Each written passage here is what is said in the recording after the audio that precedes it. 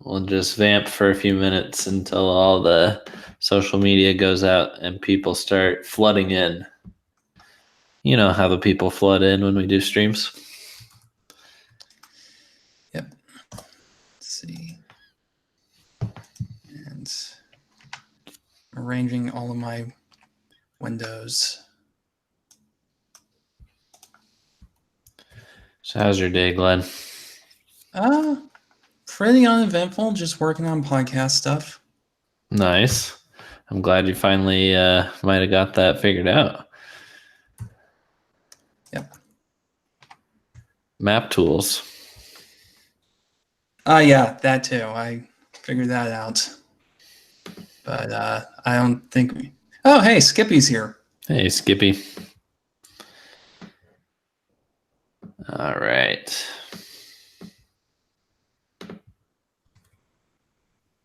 Cool. I got the chat, the outline, everything. Hey, Sparkling Cyanide. He says, hello, everybody. How are you? Doing good. You're all right. Could be better. Still unemployed. You know how it is. Yep. Wait, no, I don't. I don't know how that is. How is that? I have a lot of free time. So I've been I've been doing work on a lot of stuff that I've been meaning to do for a while now. So it gives me plenty of time to like work on programming projects that I've been meaning to do. Nice. Including developing a video game, right? Yeah, that's the idea. Yes. Skippy Lucky says this looks pre-recorded. Well, and if this was pre-recorded, we wouldn't be able to reply to him in real time. But do you think that's a compliment, Glenn? I mean, maybe to Google's ability to switch cameras for live streams. Maybe it's gotten better here. Yeah, I think it's working well, and we can't take any credit for that. Maybe it's your incredible lighting. Yeah, my incredible lighting where I used an alligator clip to stick a piece of paper, just regular printer paper, over my desk lamp to. Simeon and I are well acquainted with the realm of jank for to diffuse the light. Yeah. So it's surprisingly effective. That's how I did the lighting for my thesis research. Nick Fernandez is here. He says, yo, fellas. So I think that's it. We've hit our threshold and we're able to get started on our outline now. Wow, I'm really impressed. People are, considering how little notice we gave y'all, you guys are really coming out in force. I really appreciate it. You guys are on it. The crew is on the ball. Give yourselves a hand. I was going to do a clapping emoji, but you clapped in real life. We'll give them both. Glenn, I'm guessing you're not much of an emojier, huh? I mean, it's an okay substitute for nonverbal communication, but I kind of dislike how they've, when you say, oh, I'm going to go out for pizza, and then you put like a pizza emoji, and it's like, well, you just said you're going out for pizza. Why would you do that? I mean, if you're saying something and it's like, oh, well, the way that this is meant to be taken can be ambiguous because, it's in text. You don't have the intonation in the voice or the, gesticulation, facial expressions, stuff like that. Then, yeah, okay. And having an emoji in there to express that emotion, as the name emoji implies, I'm okay with that. Anyway, I think we have done enough faffing about. In other words, the Emoji Movie is your new favorite movie. Okay, I understand. So I'm here because that emoji is being used for. What did I just get through saying? That's emoji is being used for something they're not. It's them taking center stage. It's like the exact opposite of what they're. Emojis are spice. Okay, you use too much, and it just. No, it's just you gotta use a little. Sprinkle a little on. Anyway. All right, I've got the wonderful outline that you made here. Did you want to do any overall impressions of E3 first, or just? No, that's if you read the outline, you would know that's in the final thoughts. at the end. Okay. Well, I'm gonna defer to you on the outline today. I think you might be more positive on E3 overall, so you should kick it off. Okay, so the Nintendo Direct opened with some Smash DLC, and it was the hero from Dragon Quest. And I know fans of Dragon Quest have been, including Matthew Toronto, the author of Brawl in the Family. He's expressed interest in this. He wanted Slime, but that didn't happen. But still, hero from Dragon Quest is. I'm glad for the. I'm not a Dragon Quest guy, but I'm glad for the fans who are, because he looks. They look really, really cool, and that there's a lot of interesting stuff. Like you can choose some spells from like a menu, I noticed.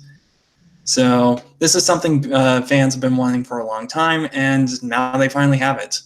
And also, those games are just huge in Japan. Yeah, I hated it. I was hoping for a Smash character that would sell me on the Fighter's Pass. I still haven't even bought that. Also, I think that the team is behind. Like, I expected an available now kind of character reveal at the C3. We need to get 5 before February, and our last release was in February of 2019. So yeah, it looks like there may be a bit of a schedule slip, because I don't, at the rate they're going, I don't think they're going to have them all out by February. yeah. But yeah, so that does seem unfortunate, but that does segue into Dragon Quest XI Definitive Edition.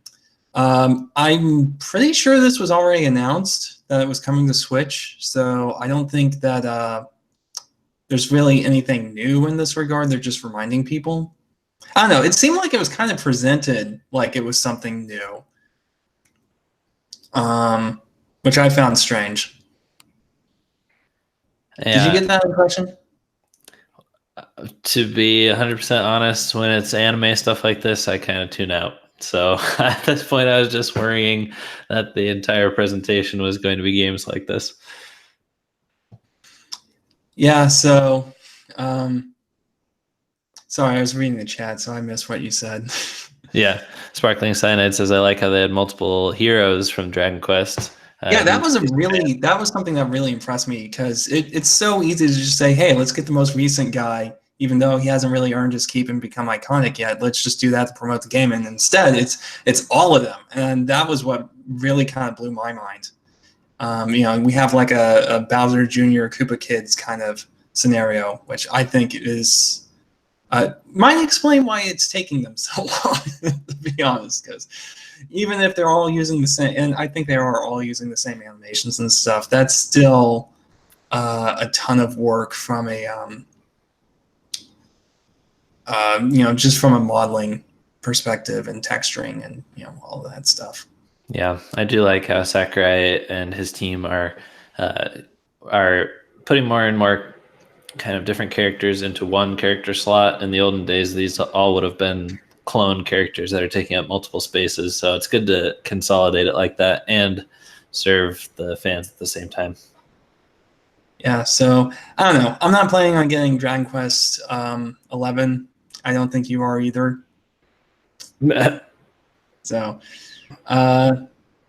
after that initial reveal, there was a little skit where Mr. Koizumi and Doug Bowser and actual, Super Mario Brothers Bowser showed up, which I thought, it's the obvious joke. I'm glad to see that they're acknowledging it. Then again, how could they not? But it was cute. I think like some of Bowser's, not Doug Bowser's, King Koopa Bowser's animations were a little over the top, but then again, I tend to prefer a little bit more subdued, dry wit, I guess. I'm sure that surprises many people in the audience. What did you think of it?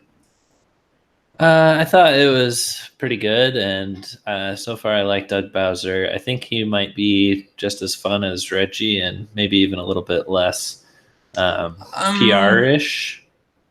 Because, and one thing Simeon noticed, he texted this to me. He said, Doug Bowser, going to be a great president, and he says the word kill. So multiple times when he was talking about Luigi's Mansion 3, he talked about killing ghosts. So it seems like he might be just that much. Dead. Yeah, honestly, I'm not sure he will be like the next, Reggie, because he only appeared that one time, if I recall correctly. I mean, if he made another appearance in the directs, then I'm having trouble recalling it.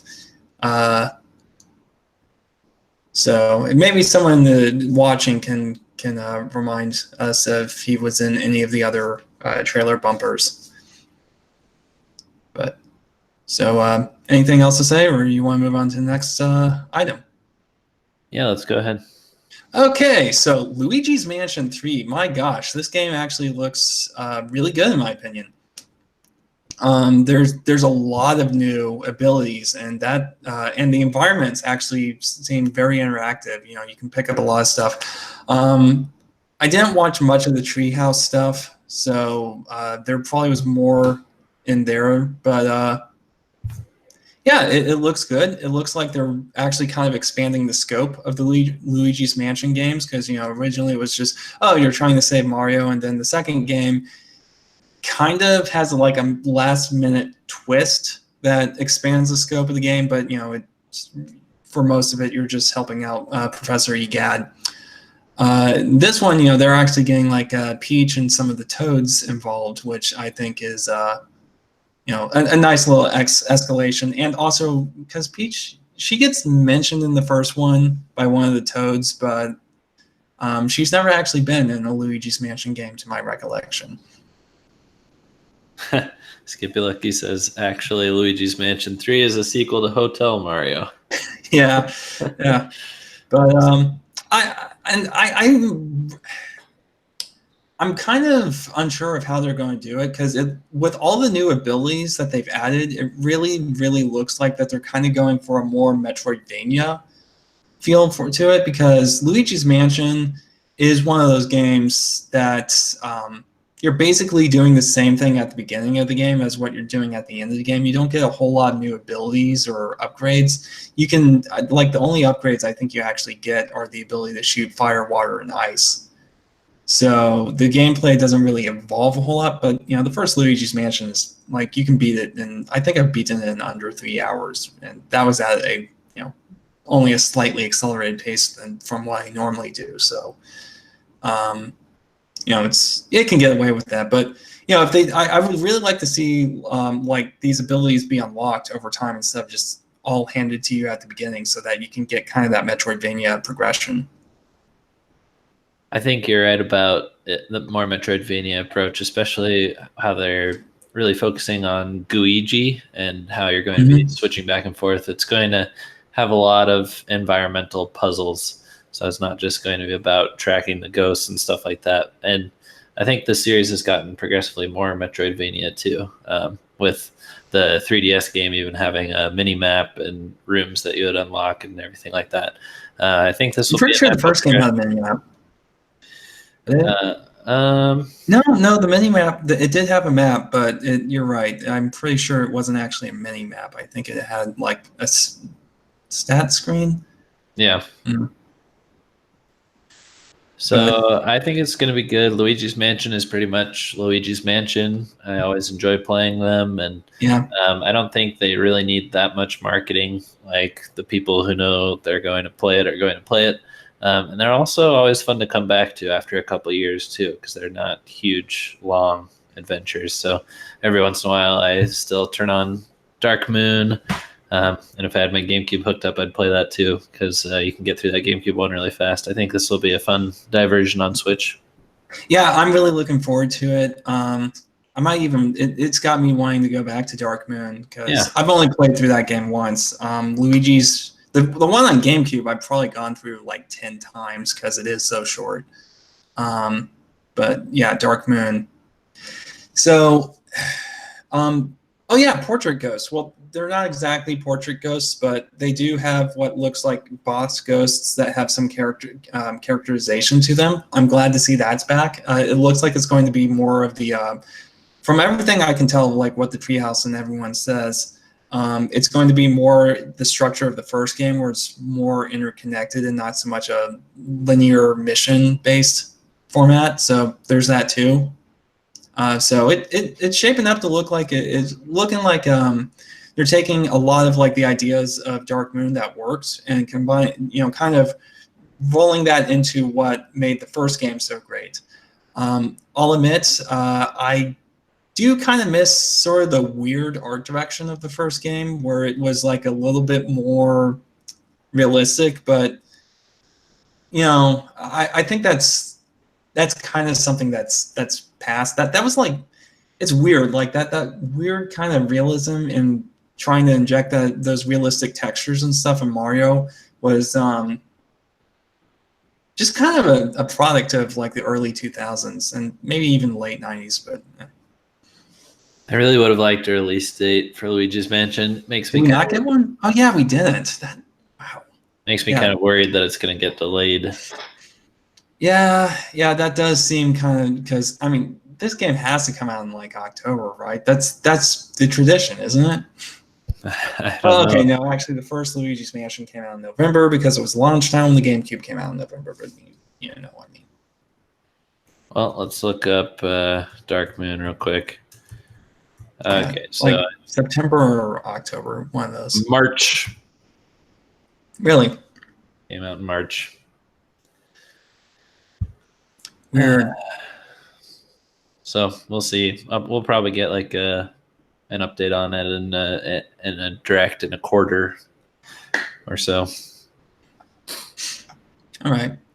What's the big deal with the Dark Crystal? It's getting a Netflix series. Apparently there was some movie in the 80s that had Jim Henson Productions behind it. So, the people who do Muppets. Is it Jim Henson? Anyway, so I don't know. There's a Netflix sequel series or remake series or something coming out. There's a strategy game that they're basing off it. That's really all I can say. Do you have any familiarity with the property Dark Crystal? No, not at all. Ryan from Two Button Crew, he was visiting my house during E3, which was really nice, and a coincidence that it happened to be during E3. But you should have filmed some reaction videos. Yeah, well, we're not huge reactors. I've seen people who have like, with a little creativity, turn like very non-reactive, non-expressive reaction videos into comedy gold. You just, film someone like that, and then record some audio separately to, be your like inner monologue. Oh, I like that. Yeah. He seemed to recognize it, and Simeon knows what it is. Actually, Simeon might have even texted me about this one too. Dark Crystal wins award for most out of nowhere E3 announcement ever. So that's cool. I wonder if this is just for people who happen to be nostalgic about it, or if they're actually going to do anything to capture the attention of gamers at large. Well, that brings me to something I want to say is it's a strategy RPG. That's not what I would immediately gravitate to. That's not what I immediately think of when I think of adaptation of a movie or a TV show. It's not like, oh, we need to adapt something. Strategy RPG. Grid-based strategy RPG like Final Fantasy Tactics. No, that's not where my mind goes at all. So I think the fact that just that alone kind of speaks that this is something a little out of the ordinary. This is something that they're actually really thinking about, interesting ways to work with this property. Yeah. Skippy Lucky says he's familiar with the property, and this might be more of a niche game, which makes me kind of wonder why Nintendo put it in there. mainstream Nintendo Direct during E3. But maybe they're just excited about getting any exclusive that they can because this is only on Nintendo platforms. Yeah. Well, I mean, this was a jam-packed Direct. We can talk more about that later for our final thoughts. But yeah, I think they kind of just wanted to stuff as much into this as possible and just have it be, rapid-fire trailers. Yeah, and that's a good point. And it could definitely be a response to last year's, which was 80% Smash Bros. Ultimate, and they got a lot of criticism for that. Even as popular as Smash Bros. Was, they knew that they needed more variety this time. Anyway, so up next, we've got The Legend of Zelda Link's Awakening for Nintendo Switch. So we didn't really learn a whole lot new with this one. I would say probably the most interesting reveal, at least in my opinion, was the inclusion of like the dungeon builder. That at the very least proves that there's going to be new content in this remake. So have you played the original? Yeah, I played the original on Virtual Console, and I'm actually excited for this because I think the original's biggest problem was that the Game Boy only had 2 buttons. So now that it's on Switch, I think I'm really interested to see that, because really the worst thing about the Link's Awakening was the technology, that it was, the technical constraints it had to deal with. So I'm interested to see how it holds up, and how just how good it is now that we can ignore those factors and just focus on what made the game good. Yeah, I can't wait to play it, especially because I haven't played the original. I think I have it as an ambassador, but yeah. No, ambassadors did not get Game Boy games. They got Game Boy Advance games, so you would have Minish Cap, but I think I have it somehow. You may have bought it. Uh-oh, I hope I didn't. I already buy too many games that I don't play. But I'm excited to try it. I think it looks absolutely beautiful. And I think that it shouldn't be $60. Oh yeah, price point. Definitely not. I'd be willing to pay 30 or 40 for this. Yeah, 40 seems right, because that's like what a 3DS game would have been. Mm-hmm. Although just purely off of how much work went into the art style, I'm gonna live with the price. I've gotten really tired of the just non-artistic art style of some of the 3DS Zelda games, and it kind of goes hand in hand with like New Super Mario Bros. It's just so generic. The art style for Link Between Worlds? No.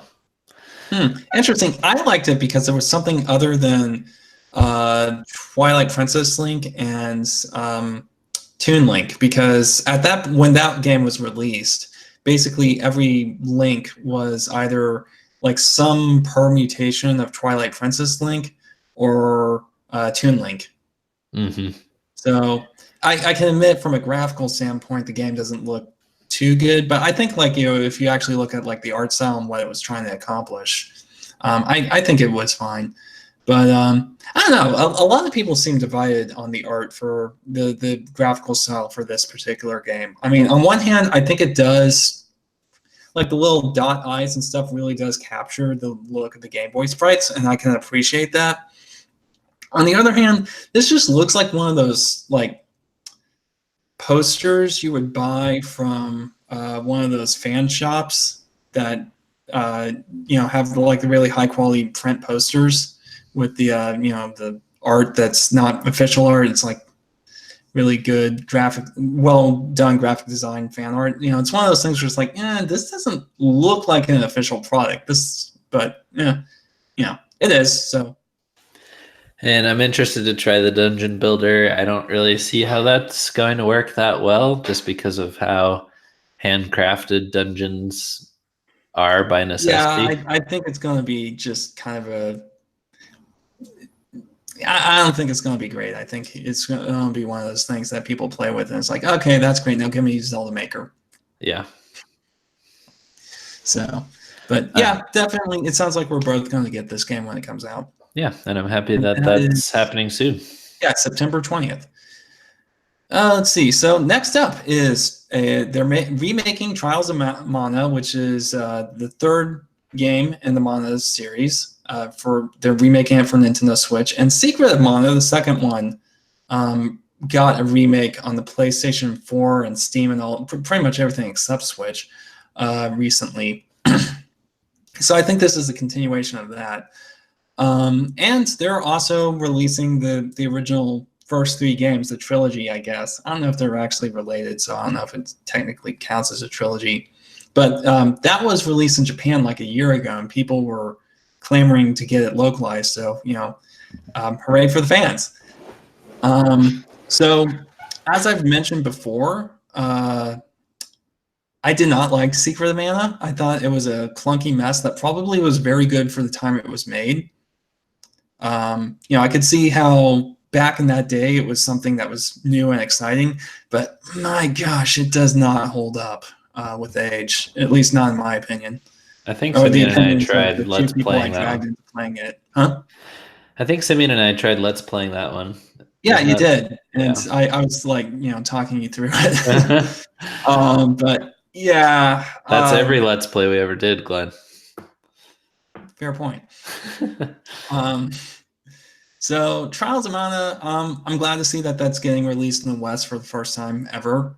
And that it has a Western name that I can pronounce instead of Seiken Densetsu 3, I think is what it was in Japan. I'll take your word for it.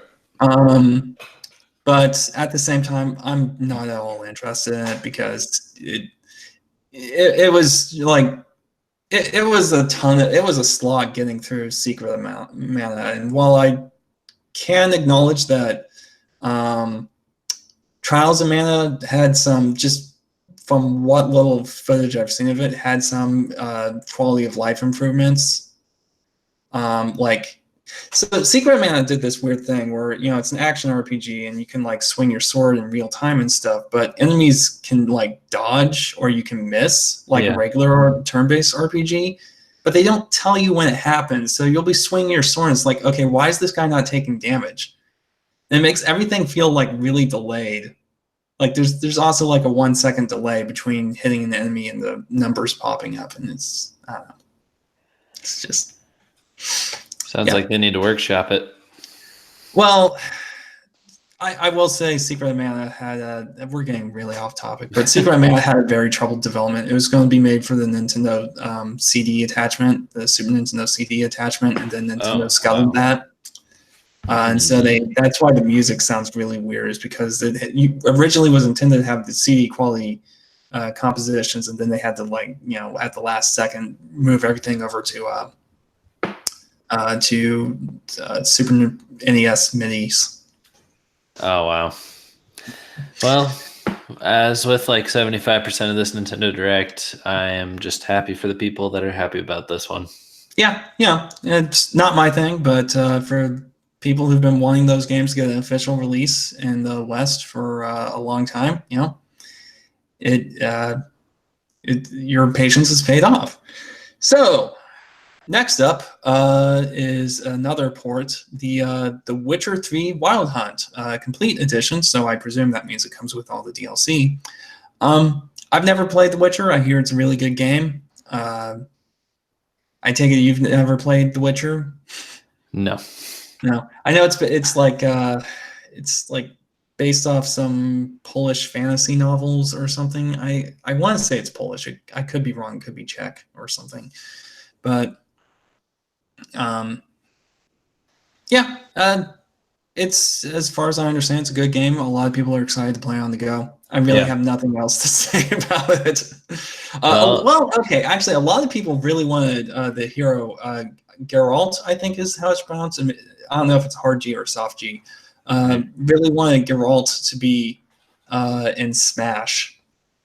Well, who don't people want to be in Smash? There's a lot of people I don't want to be in Smash, but I think that this is a huge third-party game, wildly successful. It's a big port for Switch to get. It's impressive that the console can run it. There are some concessions that the Switch makes with resolution, even when docked. So this is a game where if all you have is a Switch and you've been missing out on The Witcher, you're going to be really happy you're able to play this. But most people who are interested in these kind of games already have a different console. So I don't see this being a huge seller, but it is a feat and a get for Nintendo. Yep. Oh, hey, Crazy Crazy K's in the K. chat. How's it going? Anyway, so moving on to the next thing, Fire Emblem Three Houses. Three houses. I can't even afford my apartment. Call back. Oh man. Okay, I'm happy for the people that are happy. Yeah, I will say that what they did reveal about the story does have me like, because this is one of those games. I'm not a Fire Emblem fan, so take everything I'm about to say with a grain of salt. Okay, I don't really have a horse in this race. This is just an outsider's perspective, but man, this was one of those games where every time I learn more about it, it just kind of like, oh my gosh, if I were a Fire Emblem fan, I think I'd be really ticked off. Because like I don't like the way the game looks. It's got like this. How do I even describe it? The art style, like it's, Fire Emblem's always had kind of an anime art style, but this looks like an American trying to do anime. Which there's like a look to Americans trying to do anime. If you've never like opened a how to draw manga book or whatever, where it looks like just off because it's a distillation of everything that we associate with the anime art style. So it's got this very generic anime gestalt look instead of having like the little aspects of it tweaked to the artist's personal preferences. It's got that, and then you take that and you kind of mix it a little bit with like just a pinch of Tumblr art. And yeah, so I don't like the way the game looks. The story is, oh hey, we're in an adventure. Harry Potter. School. Yeah, Harry Potter. Oh gosh, I am so sick of adventure schools. And they present it really, really cliched, and it doesn't like. And then I remember like the last time it showed up in the directs. When was the last time it showed up in the direct? Like March, February. Anyway, but like I noticed that one of the girls had like a fisherman cap or a cadet cap. It looks like something that you'd see a girl wearing nowadays. And I remember I spent the whole trailer just going, okay, but what's up with the hat? Is anyone going to explain the hat? This is supposed to be the Middle Ages. What is up with the hat? So, like the clothing looks weird.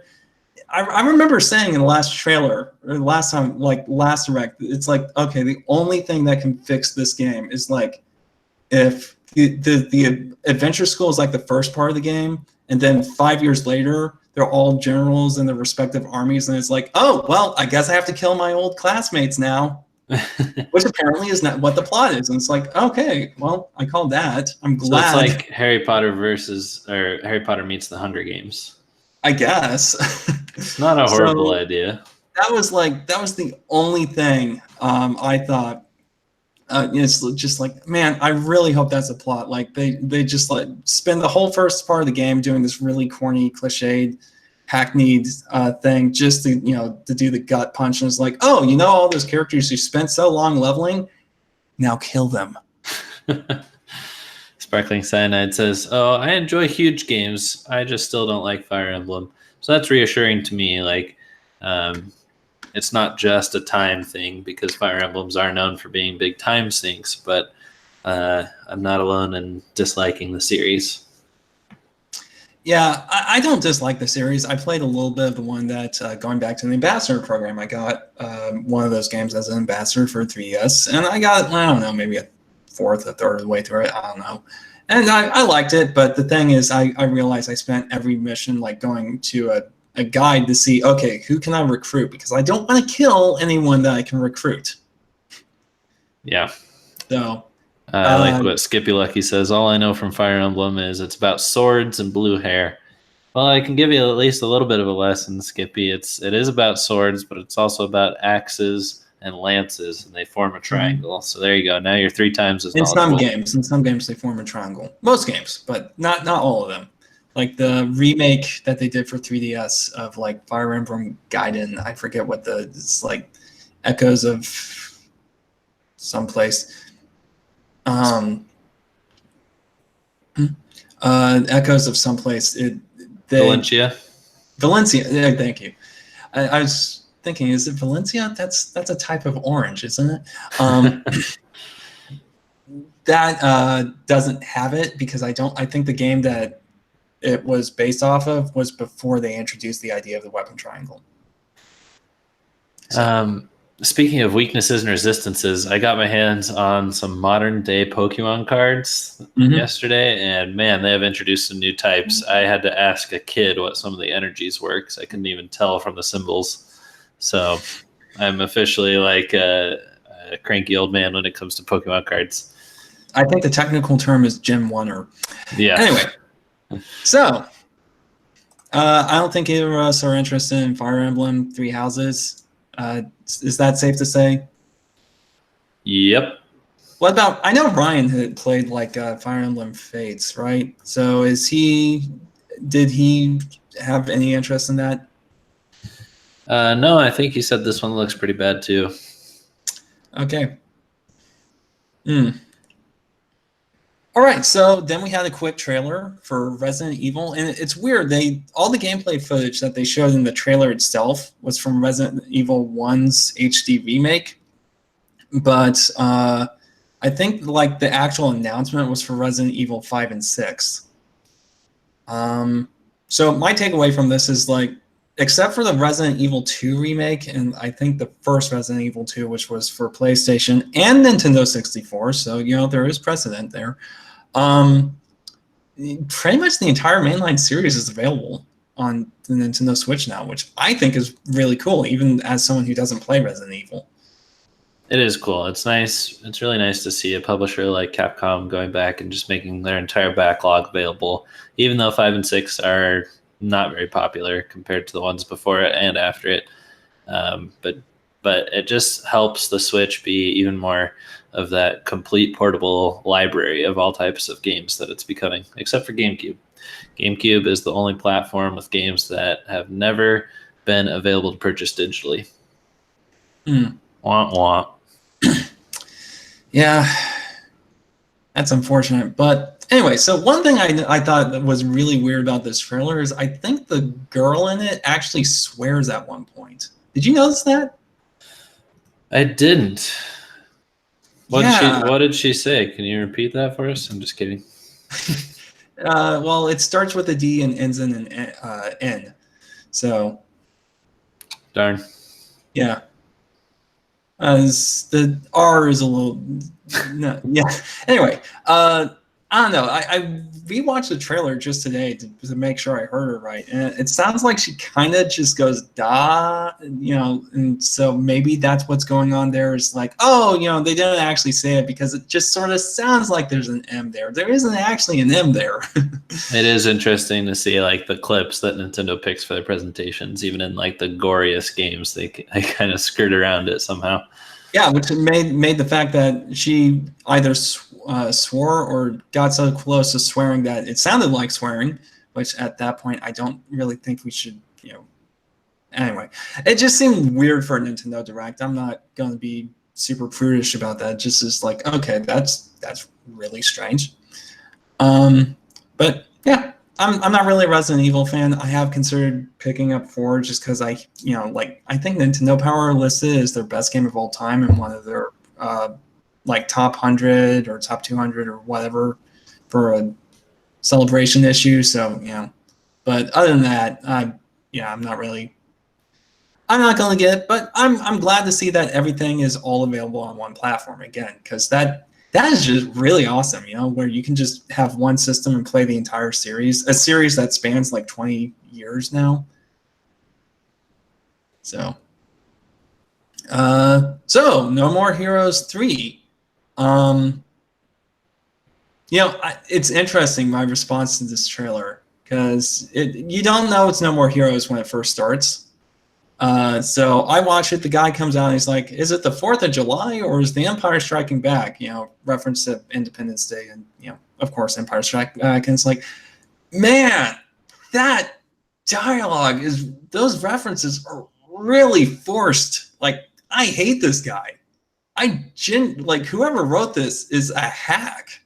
We thought that was good dialogue, and then he transforms. It's like, okay, that's kind of weird, and he strikes that pose at the end, which I happen to, just because I watched some Let's Plays of No More Heroes just to kind of get a sense of what it's about. I know that's how the first game opens up pretty much, is he strikes that pose, and it's like, wait, is this No More Heroes? Oh, this is Travis Touchdown. Okay, Travis Touchdown gets a free pass for being really annoying with his nerd references. Oh, I knew it was No More Heroes the second I saw the toilet, which was like the opening shot, because I think that's where the main character saves in his games. Really, I don't remember seeing a toilet, but I thought he was on his couch. I don't know. Maybe it's a dual couch/toilet. Yeah, That would come in handy. Yeah, so it is amazing. It's like, oh, Travis Touchdown is supposed to be annoying, so he gets a free pass on that one. Yeah, that's kind of what I found funny. But yeah, I'm glad No More Heroes beat the 3-game third numbered entry curse that we covered in one of our podcasts. I think it was episode 10, and it is getting a third game. I'm happy for the fans of the series. I've kind of been curious about No More Heroes, but I've never, it's one of those things where it looks like at least the first 2 games have a lot of points that are really kind of dry and grindy. So I don't know. I may wait for the reviews, but I'll be kind of keeping an eye on this one, I guess. I presume that this is not something you'd be interested in. I just can't care. I'm sorry. Okay. So after No More Heroes 3, we got an announcement of Konami. I didn't even know they still made video games. I thought they just made pachinko machines. But Contra Rogue Core and Contra Collection. Thoughts? Well, I think that the collection is a great move. There's some fun, classic Contra stuff, and maybe they can include some quality of life things like toning down the quarter eating tendencies and letting you live a bit longer, just as an optional feature. But I think Contra Rogue Corps or however you say that word, is probably the worst game. I think it will turn out to be the worst game that was shown at the Direct. Scott? Yeah. I mean, on one hand, I'm glad to see that Konami is still doing stuff. On the other hand, it doesn't look good. I described it as someone on the, I want to say it was, now I'm drawing a blank on his name. Chris Hoffman, from former Nintendo Power writer and currently of the Power Pros podcast. Describe them as looking like Fortnite characters. Hey, Fortnite characters look way better. Yeah, the graphics in Fortnite are a lot better. But yeah, it does have kind of that weird lol so random thing going on. I think Skippy probably said it best. He says it looks like a mobile game. This will probably go down in history as just another in a long line of terrible reboots, like Bomberman Dark Heroes or whatever that game was. Super Bomberman R? No, the one where he's gritty. Oh yeah, what was that called? It was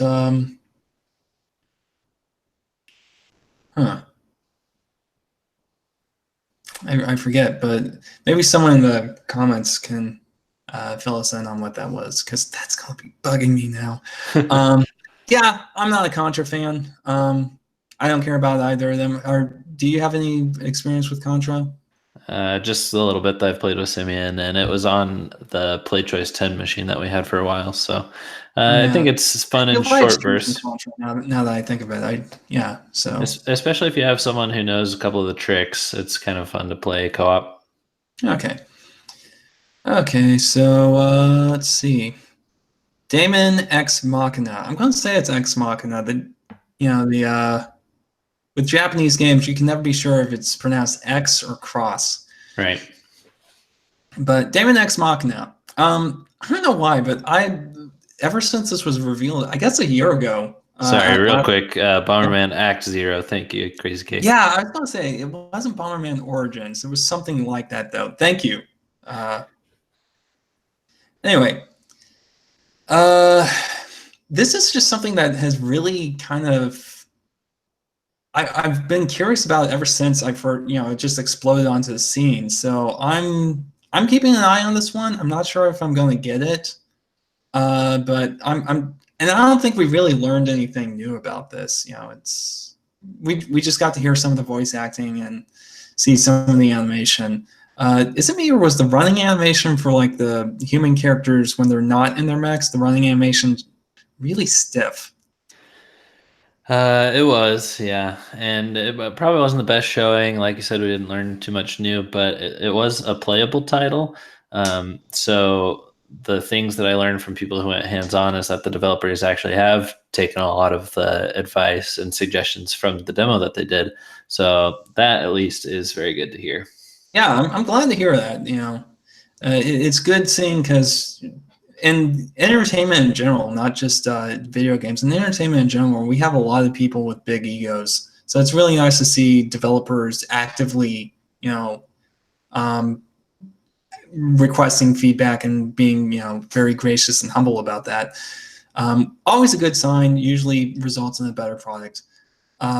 Yeah, so I'm going to be keeping an eye on this one. Probably closer eye on it than I would No More Heroes 3. If we're being honest. Again, there's a lot of really great stuff coming out soon from the looks of it, so I don't know if I'm going to have time for it, but I'm definitely still curious. So up next, we have Panzer Dragoon, and I did not realize this at E3. It wasn't until later, while listening to a podcast, that I found out that this is actually a remake of the first one. What podcast was it? Huh? Power Pros. Okay. Yeah. So the same episode that they made the Fortnite crack.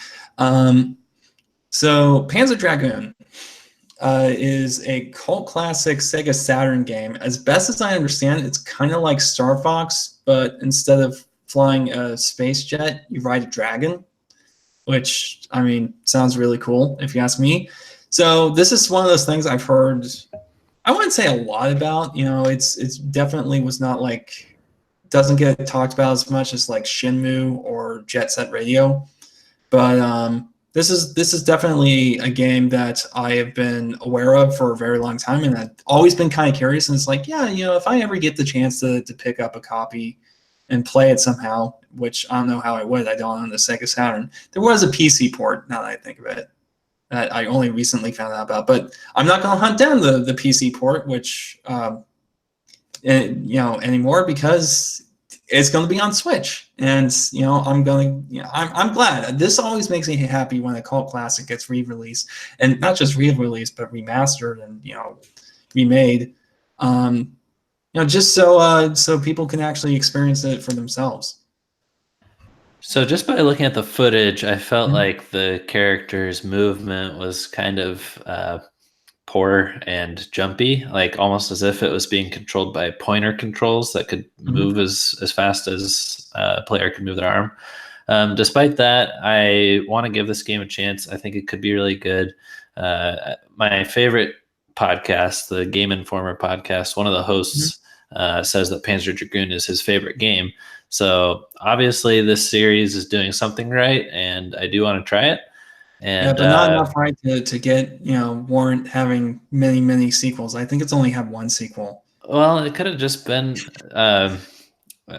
a Yeah, you're result of right. like being on the Dreamcast, you know? Its biggest mistake was being released for a Saturn. Saturn, yeah, I think that definitely was involved with its failure. So it's cool to see it, the dragon rising from the ashes. Yep. So Astral Chain. Astral Chain seems to share a lot of similarities, just like in tone, to Daemon X Machina, at least as far as I can tell. Daemon X, yeah, it's weird. Astral Chain is very blue, and Daemon X Machina is very red, just in their color schemes.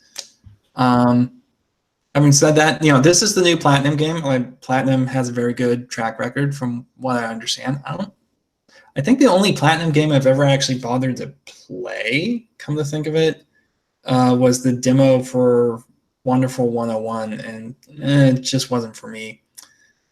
But I have no interest in this game. Pokemon Sword and Shield? So you have nothing to say about it? Man, I might just be coming to acceptance that I'm not a Pokemon game fan, which is weird because Astral Chain. You have no interest in... we went to Astral Chain? Yeah, I could have sworn Astral Chain was above it in the hierarchy, and Pokemon Sword and Shield came after it. Oh. Did you accidentally switch around the order or something? I guess that's possible, but yeah, I'll respond to Astral Chain. So I haven't had good luck with this studio. It's Platinum Games, right? Mm-hmm. Correct. So I tried to get into their previous titles and stuff, and they're always hard for me to grasp. And I am undecided on Astral Chain. Everything that I've... Right now, what games have you tried of theirs? Wonderful 101. Mm-hmm. Yeah, that one was... I think that a lot of people were pretty divided on that, so... And then Star Fox Zero. Well, okay, so it sounds like you played the divisive ones. Yeah. I'm actually liking the looks of this, though. It looked like a really fun action movie.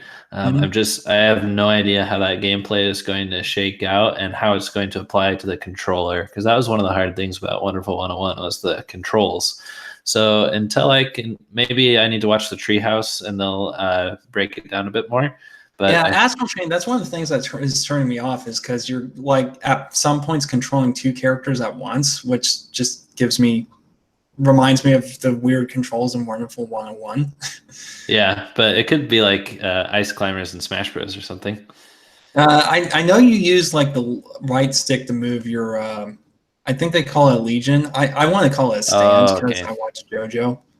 That pretty much be the only reason I get Astral Chain, is just to make a bunch of stand JoJo jokes. But yeah. So you're more interested in it than I am, I take it. Yeah, and it looks like Crazy K is with me on this one. He says it looks cool to me. Right now I lean more towards this than Daemon X Machina, which is funny because I saw a kind of meme that said, "Are you going to buy a blue version or red version?" And it was the box art for Daemon X. Okay, so I wasn't the only person who noticed that. Then. Yeah, yeah. These games seem very similar, except one is very red and it's promotional material, and the other is very blue. Okay, good. It's not just me. Yep. Cody's in the chat. I believe he's new to the crew. He says, "You guys have way different tastes than I do. I love Platinum, including Star Fox Zero and Wonderful 101, and also Kami, which was made by Clover, and a lot of them went on to create Platinum." And Beautiful Joe. So that's the good thing about gaming, is that people have a lot of different tastes, and I think Nintendo was trying to cast as broad of a net as they could during this Nintendo Direct, and they said multiple times, we have something for every kind of gamer. And for me, I wasn't many of those kinds of gamers, but I was a few of them, and I think it might not have blown my socks off, but I think everyone was at least a little bit pleased. Yeah, Beautiful Joe, I did really like that, except for the parts that literally hurt my hands to play. But yeah, so that team has done some good work in the past. Let's see. Okay, now let's go on to Pokemon Sword and Shield. I might just not be a Pokemon fan, which is sad because I watched the anime growing up. I collected the cards and everything, so you would think I would like it, but I didn't even get that far into Let's Go. And Sadly, this is one of Nintendo's videos on YouTube, at least, that got the most dislikes. It was kind of reminiscent of like Metroid Prime Federation Force, how fans reacted to that. And I think it's mainly just based on the news that not all the Pokédex is going to be transferable and playable into Sword and Shield. So they've got this. That's if I were Game Freak, I've heard of this. If I were Game Freak, I would say, okay, look, we can't have it done with our current timetable. We can't have it done at launch, but we will patch it in. That's what I would have done. Is instead of saying, oh, we're not going to do that, just patch it in, okay? You know, you usually can't transfer your Pokemon in, as I understand it. I'm not really a hardcore Pokemon fan, but as I understand it, you usually can't transfer your Pokemon in until the end game anyway. So you just give people some time to play the main story and get to that in-game content, and then then have the patch ready a few months down the line. I don't think that's unreasonable. Well, they say they have to compromise. I mean, obviously, I would like them to have it all fixed up front, and just ship the game with all the Pokemon in it. But I was very tempted to get like Pokemon Sun and Moon or one of those two. And so I was thinking, okay, maybe I'll hold off and I'll get the one for the Switch. And yeah, this one's just not. I don't know. I'm not really interested in this, though. I think part of that is, why was this even an E3? Because they had that presentation like a week before E3, where they basically gave all the information about the game anyway. So it just seemed, I don't know. They were really just with this trailer. I don't think there was anything new. I know. They're going to have to do something else for us kind of Pokemon fringe fans. The people who buy one version every year or even two versions every November are going to keep doing that. But for you and me, they'll probably have to make something really off the beaten path, like an open world Pokemon game or something, in order to really get new fans in.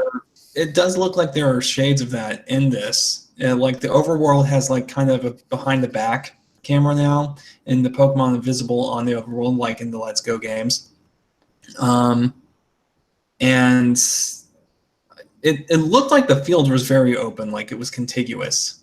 So you're not really on the linear corridors that the routes were in previous games. So I think that there is going to be, I don't know if it's going to be truly nonlinear, but I think it is going to lean more in that direction than past games have. They're calling it the wild area, which you're describing. So it's probably going to be wilderness. It's probably going to be the space between towns. So I think it's going to be open to a point. Yeah. So, which I think that's cool. Again, I don't think I'm going to get this. Pokemon games take up a lot of time, and I'm not feeling it. So, okay. So, next one, and it took me a little while to even remember what this was. Empire Sin. It looks like it's about gangsters. No comment. Yeah, that's it. It's a game. It is a game. I like jazz. I like kind of the fashion from the 1920s because people wore suits and stuff, and I think that just looks nice. But other than that, yeah, everything I like about it is really more peripheral to just the setting than the actual. Nothing to say about it. It happened. Marvel Ultimate Alliance 3. Yeah, here's an interesting topic because this is like a first-party published game, and it's not a no-brainer as far as I'm concerned. I mean, Marvel's definitely big right now, and they have announced that they're including even more properties than the movies have been, which is cool. They're including X-Men and Fantastic Four. Part of that it has to do with, until recently, the rights to some movie properties have been kind of divvied up between different studios. So Fox owned X-Men, Sony owned the rights to make movies based on Spider-Man. the movie rights, not the actual characters. And it wasn't until I think Disney got the rights for Spider-Man back from Sony, and Disney bought a huge chunk of Fox, and so that's why the movies have been kind of weird in that regard. Mm-hmm. So I want to buy this and I want to like it, and it's definitely getting a bunch of promotion. Like I said, it's published by Nintendo. They put it in all the Best Buys, and that's the only, well, not all the Best Buys, but the 80 locations that they did their E3 games at. That was the only thing playable. It was also a Game Informer magazine cover story. So it's got a lot going for it, but to me, it still just looks a little cheap. Yeah, to be honest, I remember when the Ultimate Alliance games came out on the Wii, and I don't think I ever actually played them. I watched people play them. I'm not sure about that. I may need to. I don't know, but I'm not really into just that kind of dungeon crawler action RPG sort of thing. It just looks really bland from a gameplay standpoint, because it's just like, okay, because from what I remember, the levels were really long. They were like 20 minutes. Yeah, it's like almost like beating up damage sponge enemies with very basic combat, and there's like a leveling mechanic, and it's kind of like a Lego game approach, right? Where you're just going well, from except the Lego games were fun. Yeah. Well, I don't know. It could be all right. It hasn't convinced me yet, though. And I mean, it just they're fans, and for the fans of those games, I'm again, I'm happy for you. I'm not interested in it, just because it's even it's not even the fact that I'm not really a comic book guy. It's just the gameplay does not look appealing to me. Yeah, I think it probably will be perfectly fine. It'll probably be like a 7.5 game or something like that, and it will probably be discounted within a month. No, come on, man. Probably more like 6 months. Well, that's the thing with Nintendo publishing it, is they're not going to want to lower the price. But to me, it just looks like the kind of game that would be a much easier sell if it was $30 instead of trying to be a full price title. All right, so after that is Cadence of Hyrule. I don't actually remember the E3. No, wait. They had like something weird, like Maracomas or something. That's what I remember. It was like one of those things where it was a pun that took me a couple of seconds to figure out how even to pronounce it. Because Yeah. Did they misspell Goma? Yeah, rhythm game. This like shadow dropped, right? This was playable.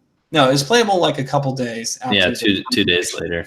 Yeah, it should have been shadow dropped. That was a missed opportunity. That must have just gotten a little behind in the pipeline. Well, from the theory I've heard is that they at the very last second found like a probably a game-breaking bug or maybe a security flaw, and it's like, okay, we got to push. That this is an easy fix, but we got to push it back. Can you imagine being that developer and you've been given the opportunity to use Nintendo's IP and you've been given a slot in their direct and you're supposed to shadow drop your game with them and you find that game-breaking bug? Oh man, I probably would have been sick to my stomach if I were in that situation. Assuming that's what actually happened. We don't. I don't want to go spreading rumors, but this should be great. I definitely want to give it a shot. $25 is a little more than I'd like to take a risk on, just because I know the original one was super hard. So I think I'll probably wait for a sale, but should be a great game as far as I can see. Yeah, I think I'm going to pass on it. I have no sense of rhythm, so it probably would be frustrating to me, and also I'm not really interested in roguelikes. Well, that'll do it. Yeah. You can actually turn rhythm stuff off if you really want to. Really? Well, that defeats the whole point of the game. It turns into a turn-based roguelike where the enemies just move when you move. Okay, I mean, That's nice to know. I guess that's good for people who like roguelikes but don't like rhythm games, but it's still not enough to change my mind. All right, fine. Okay, so Mario and Sonic at the Olympic Games, Tokyo 2020. Um, what can I say about this? It's another Mario and Sonic game. Um, I think it actually looks, but maybe it's just because I haven't actually bothered to sit down and look at other Mario and Sonic games very closely, but I think it looks better. Like they're putting a little extra polish into this one. Yeah. It doesn't look quite like a cheap cash-in minigame collection like the others got stigmatized as. I don't know if that's actually true. Never played them. Well, for this game, I'd be perfectly happy to go over to a friend's house and play it with them for an afternoon, but I don't think I can be bothered to actually purchase one of these. I think Yeah. it'll be fun for just a short stretch with friends. Like the only thing I really liked in the trailer was karate because I like karate and it's going to be at the Tokyo 2020 Olympics. So Which belt are you again? it depends on which system because the thing about karate is it's not unlike a lot of martial arts like judo or taekwondo. It doesn't really have a central governing body. As I like to describe it, karate is the Linux of martial arts. They all have there's several different flavors, branches, and styles, but they all have a shared heritage, more or less. So, So you are either a what or a what? let's see. From one school, I have an orange belt with a black stripe, and from another school, I have a green belt. That's why So, I can get away with messing with you a little bit, right? If you were a black belt, I probably wouldn't dare. well, I mean, karate is not a tactical nuke. I can't hit you all the way from here in Oklahoma. You live probably over 1,000 miles away, at least that much. Something like that. Yeah. We'll meet one of these years. I'm confident. Yeah, I'd like to. What I'd really like to do is one of these years, like go to a convention in the Spokane area and demo a game and be able to meet you then. But All right, put it on the bucket list. yep. Okay. Anyway, so Animal Crossing New Horizons. My gosh, I have not played an Animal Crossing game since the GameCube. Just stopped caring after that. And this really has me intrigued. Like I think I'm actually going to get back into Animal Crossing. I'll play with you, and we can play online. Yeah, because growing up, one of my favorite stories was Robinson Crusoe.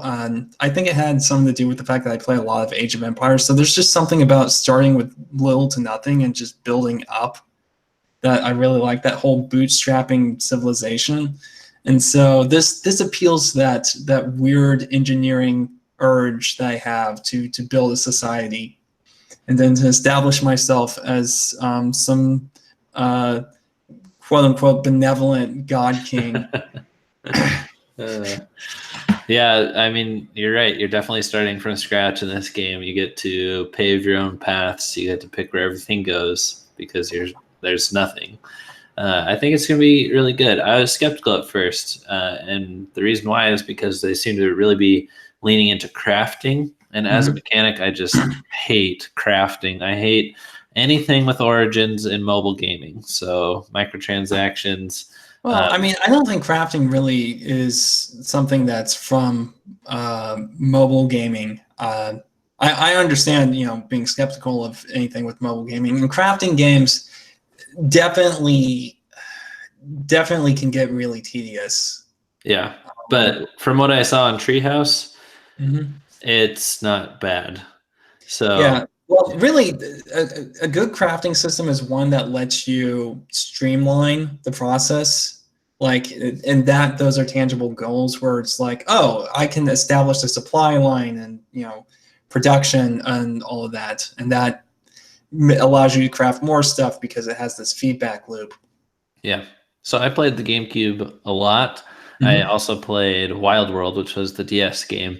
And from there, I kind of tapered off of the series. And I think it's because I just invested so much in the Wild World town that I didn't want to start over with City Folk or with New Leaf. Most Animal Crossing fans have played New Leaf. But so I missed out on that. Definitely jonesing for some Animal Crossing again. The Switch is the perfect console for it.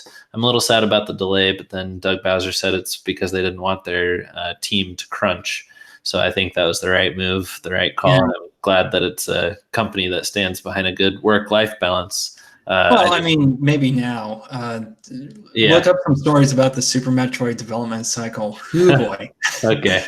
I just wish they wouldn't have said 2019 back in March. Or was that actually last year? That was last year. I think that was last year, yeah. Okay. Well, I can forgive them. I mean, it's not too bad of a delay. March. We have so much coming out that I think it's actually good in a way that it gives us time to just kind of get through all the stuff we're going to get at the end of the year. Yeah. Because I could see this being a great game for the crew. Like if me and you and Simeon and Ryan met up on each other's islands once a couple weeks or something, that'd be really fun. Yeah, that would be fun. We you can help me fortify my island into a military junta state, military dictatorship where all the other islands are too afraid to try to topple my regime for fear of retaliation. I'm sure your island will be very impressive. Should we lightning round these? Yeah, okay. Sizzle reel time. Let's try and knock these out really quickly because we have almost 20 games. Nice. To go through. Spiral Reunited Trilogy. I already own all the PlayStation games, so I'm probably not going to get this. How about you? I don't own them. Sadly, I traded my original PlayStation 1 and Spyro and like 10 other games and controllers all to get Mega Man X Command Mission on the GameCube. That was a bad choice. Are these actually fun? Yes, they're fun. They're classic collectathon platformers, and if you don't own them and if you don't have access to them and haven't played them in a while, I definitely recommend you give them a try. They're classics for a reason. The series kind of went downhill after Insomniac. After Insomniac left the series, because I don't think Insomniac actually owned the rights to it, despite the fact that they were the ones who created the character. It was published by I want to say Universal, like Universal Studios, the movie company, and so they held on to the rights. That was just kind of how things were done back in the day. Let's see. So. Hollow Knight, Silk Song. This is DLC, I presume. I haven't played Hollow Knight, so I'm not going. I don't know anything about Silk Song, and I'm not going to get any DLC for it unless I buy the original, and I'm not really interested. It's actually a cool miniature story on this one. It was going to be DLC. It was a Kickstarter. What do they call those goals? Stretch goals. They did meet that. They said so. We were supposed to get this DLC. But the developers said, actually, we made this DLC so huge that it's an entirely self-contained sequel. So they pulled a Shovel Knight on us. Yeah, basically. But the people who backed it still get it for free. They get this entire new game for free. It is just straight up a Shovel Knight scenario. Yeah, gotcha. Exactly.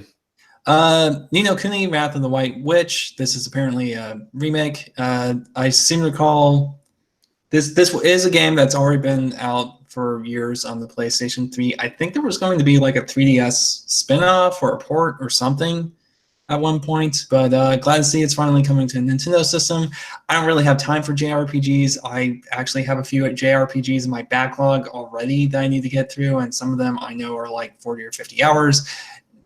And, while I think the visual style is great and all that, it kind of has like the monster capturing mechanic that games like Pokemon or Dragon Hunter or Dragon Quest Joker and Dragon Quest Monsters, whatever it's called.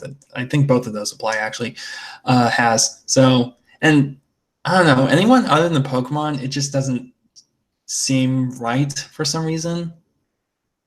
I think it really is just because Pokemon designs are so charismatic. But yeah, not really interested. Glad to see it's coming to the Switch though. Nino comment. Okay, so Minecraft Dungeons. This looks like Minecraft meets Diablo. Weird, kind of cool. I'm probably more likely to buy this than I would regular Minecraft because it looks like it actually has some sort of goal in it. Which is just, you're saying I'm twice as likely to buy something that I had like a 0.001% chance of buying. And yeah, I'm not getting it. I'm not really interested in Minecraft, to be honest, but yeah, it looks cool for people who are into Minecraft or those kinds of games. I don't think I've ever agreed with anything you've said more. I would ditto every word of that you said. Okay, The Elder Scrolls Blaze. This is apparently a free-to-play game that implements all those hated mobile game conventions that Scott hates. So I know you already hate it. I have zero interest in it because I barely even know what it is. But yeah, not going to bother. Did I call it right for you? Absolutely. I don't know what they're doing with the mobile port. Most people that have a Switch probably have a smartphone, but here I am in the midst of the Yeah, unicorn. So what am I? most Who people. am I to judge? Most Yeah. people. Anyway, let's see. My friend Pedro. I remember the trailer for this actually came out like a week before E3. So again, I'm not going to get it because I only have so much time and so much money. The weird thing I noticed about my friend Pedro is that's rated T for teen, and that it is like you can shoot like a barrel and it'll explode, and the people will explode into like meaty chunks. Yeah. And it's like, wait, this game is T? Like, if you just back in my day, oh gosh, I really am. Back in my day, if you blew someone up into meaty chunks in a game, that was an M rating automatically. Dismemberment meant M rating. M for dismemberment. M for dismemberment. Yep. So, but like I said, yeah, and I don't have anything against the game being, violent. The developers can make whatever kind of game they want. I'm just saying that I think the ESRB rating for it is very strange. But yeah, that said, yeah, not interested enough to get it unless we got a review code for it, in which case, sure, why not? But I stopped asking for those. yeah. So next, Doom Eternal. I still haven't played the Doom reboot. I have played the demo. It is very good, and now that I have a computer that can actually run it at, I probably will be getting the original Doom, but I won't be getting Doom Eternal until I play the original Doom. And I'm probably not going to get the Switch version because it's a first-person shooter. First-person shooters that, like, most of the time I'm willing to get the Switch version of a game because that is my gaming device, and I kind of view the computer as, for the most part, a work device. I just buy the games on Steam that I can't get on Switch or one of my other systems. When it comes to first-person shooters, though, no, that's a PC thing. I need to play that on PC. So even when I do get around to picking up this game, I'm going to be getting on Steam. Fun fact, if you start watching out for this naming convention, you will see it. The Eternal subtitle. All kinds of games are using Eternal or Infinite or other things that just represent infinity as their subtitle, and even Halo Infinite, which was announced at Microsoft. Yeah. So we that's need the to big trend. compile a list of cliched subtitles, because I know things that start with an R tend to get used a lot, like Reckoning or Retribution, stuff like that. Remastered. So, do you have any interest in Doom? Nope. Okay. The Sinking City. This is like a Lovecraftian survival horror game. Can't even picture it. It was the guy who was like in the city and the water came down on top of him. Must have been asleep. Okay, actually, that trailer might have. Yeah, I think that was a separate trailer that they showed between two Treehouse events. So yeah, it makes sense that you wouldn't know that. Wolfenstein Youngblood, another first-person shooter, also by the fine folks over at id Software. I believe that's a day-and-date release with all platforms, so that's good. That'll be nice. Yeah. That'll be nice for once. Switch users, Switch owners won't have to wait to get the game. So yeah, I haven't really kept up with the it makes it sound like I was ever invested in Wolfenstein. No. The only Wolfenstein I've played is like you can play a bunch of old DOS games on like the Internet Archive or Library of Congress or something, and so I've played the original Wolfenstein for all of like 10 minutes, and yeah, not really interested. Same, well, except for maybe the playing it on the internet part. Yeah. So not really interested in that. Dead by Daylight. So this is like an asynchronous competitive multiplayer thing where you're trying to survive a slasher flick, basically, where one person is the murderer and then the rest are the unbearable teenagers, or really the unbearable mid-20-somethings playing teenagers that you want to see get killed. I'm sure that'll be fun for Gorehounds. Yeah, it's been out for a long time on like PC and all the other systems, but not my thing. Not really interested in survival horror. Not really interested in competitive multiplayer for the most part.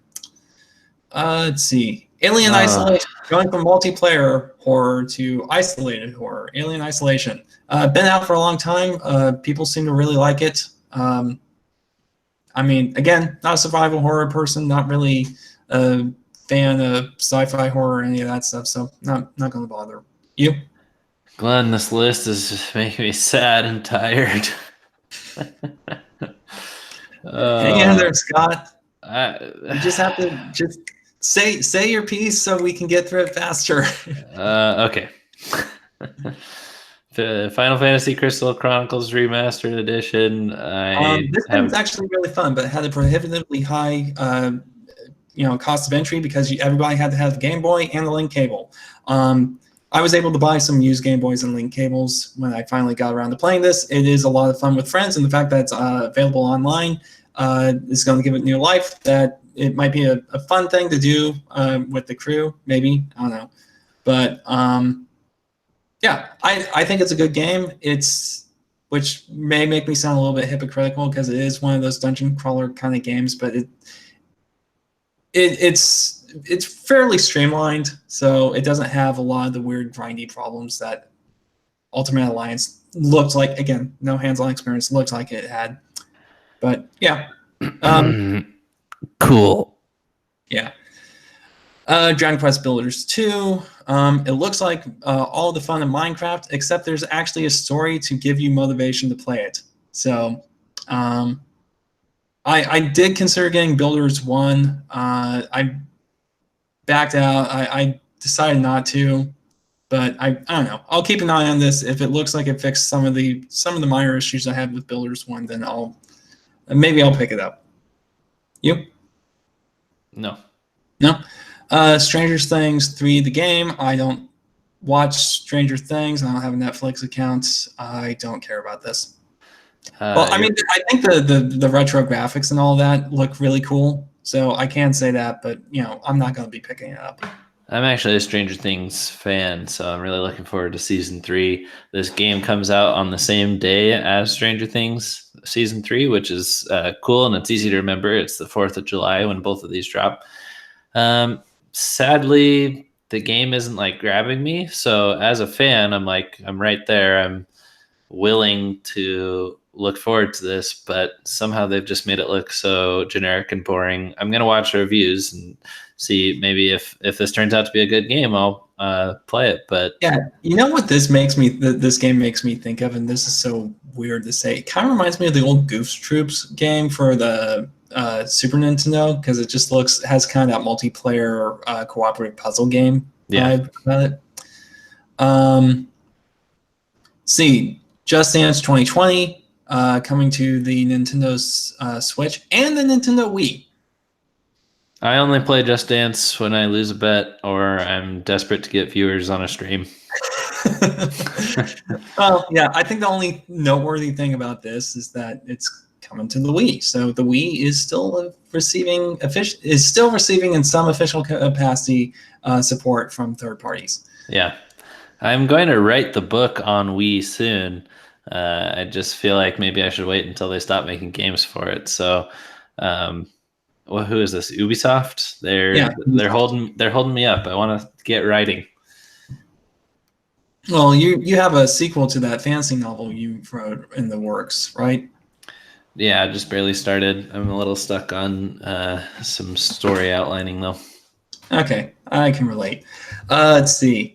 Catan, which I guess is just shorthand for Settlers of Catan. I've never played Settlers of Catan. I would like to, but I don't have friends, at least not in Meat Space. So probably not going to pick this up. And how about you? It looks. I would probably rather just play the actual board game. It looks depressingly third party. It looks like playing Hearts on your Windows Millennial computer. Windows Millennial? Millennial Edition, ME. Oh, okay. Yeah, that was a thing. Yeah. So, the only reason I know that is because that's the version Simeon had. He always got the worst versions of Windows. He had ME and Vista and some other bad ones. It was funny. Mm-hmm. Let's see. New Super Lucky's Tale. So this is a game that came out for Xbox. It's a 3D platformer, which I'm glad to see that 3D platformers are becoming a thing again. When is the Hat in Time coming to Switch? Anyway, I see that in honor of it being a Nintendo game, they've appended "new" to the front of the word of the title. So it's New Super Lucky's Tale, which cute. Begs the question: is this a new game or is this a port? Is this just going to... Go ahead. See, this is why you don't use the word "new" in the beginning of the because it always confuses people. Like the new. I remember bumping into someone at a Target who didn't realize that the new 2DS could play 3DS games. Yeah, but it also comes up in eShop search results when people are looking for Mario Bros. That's a good point. I didn't even consider that. Not gonna get it. I'm just a sad marketing boy.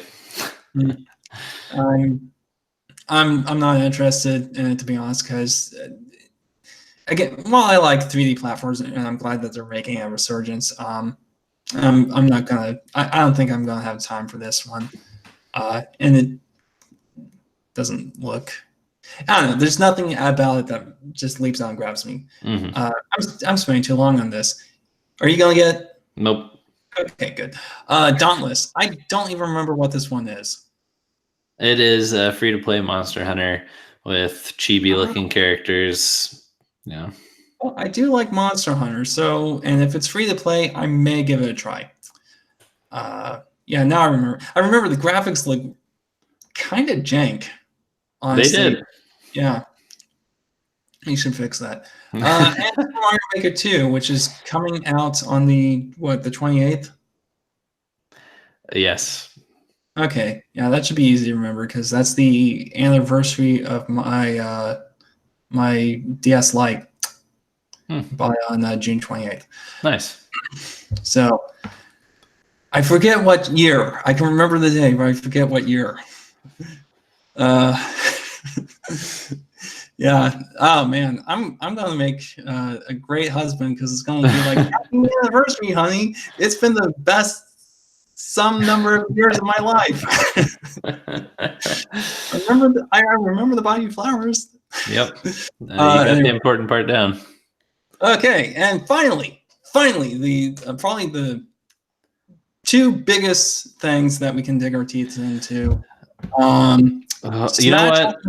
Yeah. I just want to say I saved so much money during this sizzle reel. I didn't even have to get my wallet out once, so that's at least something for me to smile about. I've got a couple of maybes on the sizzle reel, but nothing definitive. Yeah. But so Super Smash Brothers, another DLC, which a lot of people predicted that they were going to do 2 DLC announcements. I like how they bookended it. Yeah, You know, it was kind of a tease because at the Smash tournament, Sakurai said that there would be 1 announcement. So that was nice misdirect. Misdirect. Anyway, so Nintendo misdirect. That might even be better than Nintendo correct. Yeah. Gosh, now we have we can put it to a vote on our Discord. Yeah. Anyway, so Banjo and Kazooie are finally coming to Smash, which is really cool because Nintendo doesn't own the rights to them anymore. It's now owned by Microsoft, which for those of you who somehow don't know this, is the company that makes the Xbox. So it's competitors' first party character on their system. Yeah, I feel like I'm missing out on this one because I never really played Banjo and Kazooie. So I hope Nintendo and Microsoft work out some way that they'll like release the Nintendo 64 game or the Rare Replay game or something, just so that people who are excited about Banjo and Kazooie playable in Smash Bros. On Switch can also play the game, or people like me can find out about it. Yeah, Banjo and Kazooie is it's a really good collectathon. It's different than Mario 64 in a lot of ways. I don't really have time to go into it now. I have played it. I've never played it to completion, but yeah, I'm glad to see that this was kind of where I, between the Dragon Quest here and this, it's sort of like, okay, there are actually some really interesting characters coming. I may actually buy the DLC for this game. I still want them to convince me with the last 2 characters. I'm holding out with my $25 for now. What would make me the happiest is a Fortnite character. I've even made a moveset for him. And Did you do an article on that? I don't remember. Yes, I did. I made my 5 DLC picks, which none of them have come true yet. But yeah, and I think they should throw the Waluigi fans a bone. He'll probably be the last one announced if they do him at all. My guess is if they do Waluigi, it's going to be after all the rest of the DLC's been done, and then they would release them on April 1st. Yeah, I could see that. I could totally see that, especially because Piranha Plant, a Nintendo character, is free, and then all of these so far have been third parties, so they may just continue with that trend. Yeah, because have they mentioned whether or not they're going to do DLC after the first Fight Pass? They haven't said that. And I don't know if Sakurai will be able to resist adding in one of the Fire Emblem 3 Houses characters, sadly. Yeah. So, I'm the only thing, and maybe it's just because Banjo and Kazooie were on the N64 and the graphics were different back then, but Banjo's eyes kind of freak me out. Yeah. They look a little bit too big and shiny and bulgy and stuff. It's I don't remember you looking quite like that, but yeah. I don't know what I just. Sorry, I've been interrupting you a lot. We must have a little bit of lag or something. But go ahead. Oh, I interrupt people all the time. I'm surprised that no one calls me out on it. But where was I going with this? So I like the trailer. I like the fact that King K. Rool and DK, they were all applauding when they saw Banjo Kazooie. They were greeting an old friend. Yeah, that was nice. I don't know what I just read from Skippy Lucky. He said Banjo is like that ex-boyfriend that left to go with another girl, but the old girlfriend and the new one are closer than you think. There you go. Yeah, I think he's talking about the relationship between Nintendo and Microsoft. Yeah, and there is a possibility that Banjo and Kazooie will see a re-release on the Switch at some point because I know Minecraft is technically owned by Microsoft. Yeah. So you never know. Fingers crossed. And okay, so is that all you have to say on Banjo and Kazooie? Yeah, that's good. Okay, and so the last announcement of the Direct, the infamous Nintendo One More Thing. for those of you who get the reference. The Wait, Jackie Chan? Yeah, Jackie Chan Adventures. And culture and taste right there. So is that Nintendo announced that there is a sequel for The Legend of Zelda Breath of the Wild in development. And I have to admit, even with how I've kind of become infamous for being a little bit down in Breath of the Wild, I was actually, kind of like leaning forward throughout the whole thing. Like, it was a really, really exciting trailer. Yeah, I think it was an exciting announcement. I think that the trailer could have been more exciting if they revealed what it was with a little bit more of a flourish. As it was, we just kind of saw Link from the back, and it wasn't at a crescendo in the music or anything. Like, sometimes when a Zelda game is revealed at E3, it's a huge deal. Like, I'm thinking back to Miyamoto being on the stage with Twilight Princess and stuff like this. Yeah, with the sword and the shield. Yeah, exactly. And this one was just kind of like quietly, this mysterious trailer suddenly turns into a Zelda trailer. So that's not how I prefer for huge, huge games like this to be announced, but I'm happy that it exists all the same. And I think you might like this one a little more than Breath of the Wild, because if the footage is any indication, and also their job hirings that they've been doing, this one will be more dungeon focused. Yeah, I think it will be, just because I know that one of the shots was very briefly looking at like the entrance to what looked like a dungeon. So dungeon focused. Yeah, I will say the fact that this is a sequel is, I don't know, I am excited for this game because despite everything I've said, I do like Breath of the Wild. I think there are some aspects where it's like, okay, I'm not going to get my hopes up nearly as much as I did with Breath of the Wild, so maybe I won't be as irked by some of their design decisions because it's a sequel. So it's like, okay, I kind of know that they're not going to change everything about, the way I would like it to be. But I'm hoping that they do take some of the criticism to heart, and it's not just, just like a Breath of the Wild, but, Breath of the Wild again, but it's like, okay, we're going to hone it and refine it a little bit. I'm hoping that's their approach they take.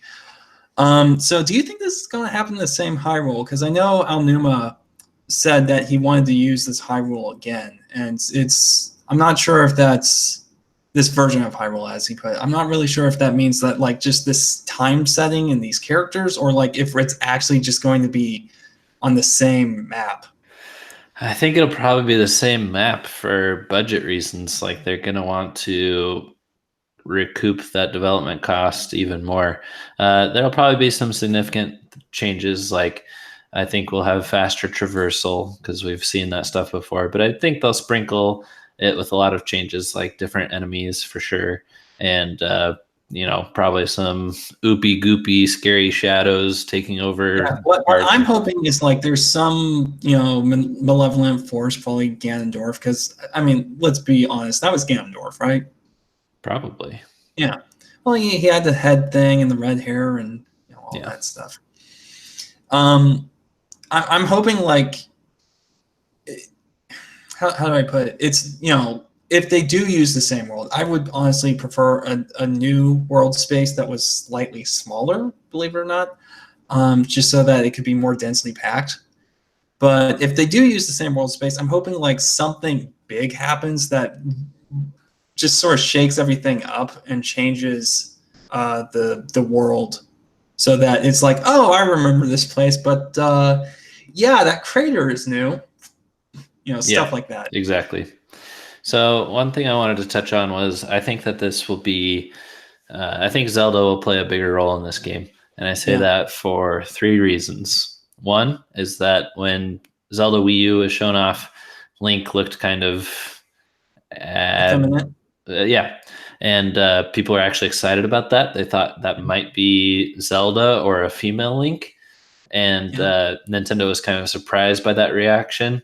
But they might be taking that into account now. Like, wow, people really wanted it to be female, or Zelda playable in the last game. Maybe we could look at that for this one. Also, just with this footage, Link and Zelda were side by side, adventuring together. So it seemed like whenever Nintendo shows stuff, they always show their big gameplay hooks. Like Luigi's Mansion, they showed Luigi and the plunger and stuff. Whatever they show is like what they're building the game around. And also, this is other people's observations that I've seen on social media and stuff, is Zelda has that new haircut, and it might be perfect for a playable character that doesn't have to get their hair all rigged up and animated. Yeah, definitely. I like her new hair. I think it looks good. Yeah. But actually, the new hair, I'm pretty sure in those leaked Monolith Soft images, there was a girl who had hair a lot like that in one of the images. And I think she was wearing like steel armor. So, interesting. Yeah, interesting. Makes you think, doesn't it? So... yeah, Zelda very well may be playable, and we can do a whole podcast on what we want for this sequel, and we, keep an eye on that, maybe if we have time for it. But if Zelda is playable, I'm hoping that it's not merely cosmetic, because if like you get to choose between Zelda or Link, and they're just interchangeable in the story, then I'm actually largely indifferent. If you want to play Zelda, cool. That's good for you. But if Zelda is a slightly different campaign, and it doesn't even have to be like all completely separate stories. Just like maybe if let's say that there's 6 dungeons in this game, maybe 2 of those dungeons are Zelda exclusive and 2 of them are Link exclusive, then that would get me a lot more excited for having multiple playable characters. Yeah, I agree. So but yeah, there's a lot, and like I said, we may just come back, revisit this, and talk more about it at length, because this is a big announcement, and there's a lot of speculation and a lot of things we like to probably a long wish list we have for this, right? Right, but you did see like the 10 minutes of gameplay at Treehouse, right? For the Zelda game? Yeah. The new one? Yeah. No, I did not hear anything about this. Oh, I'm just kidding. Okay. I was going to say, I think I would have noticed that in my subscription fee. Yeah. And also, I highly doubt that the game is in a playable state. Right. Although I hope that it's a short development, like holiday 2020 would be really nice. It'd be really nice, but they said it's in the they didn't say has started development. They said it's in development, right? Or did they say it's started development? Because that that wording is kind of. They said it's now in development, and they probably started right after DLC wrapped, right? They wouldn't just send all those workers home. Yeah, you're right. Well, I mean, not necessarily home, because when you work in a company like Nintendo, you usually just get shuffled around between projects. But who knows? Yeah, maybe they did start as soon as the DLC wrapped.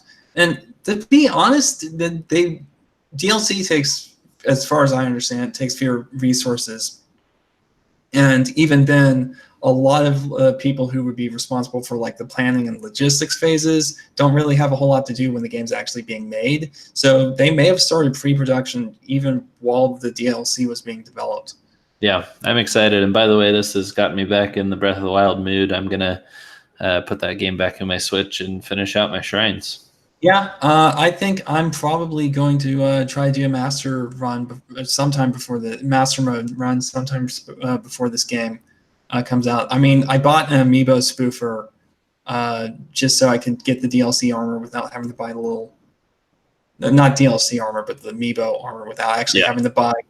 Like, because I know the Breath of the Wild amiibos are actually more expensive than regular amiibo for some reason.